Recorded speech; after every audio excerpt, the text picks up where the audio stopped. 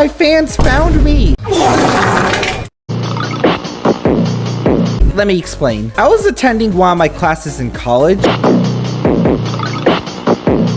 And while I was walking, I noticed a group of people were watching my videos.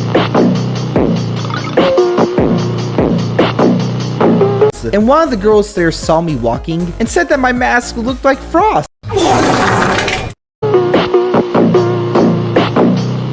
Not knowing what to do, I just said thank you and walked away quickly. And as I walked away, I heard them talking about how I looked and sounded like Frost.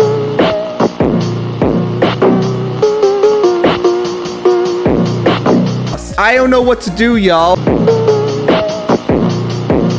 Oh, should I tell them that I'm Frost Fox? Comment down your sections below. Years, but I won't drop it on your ass.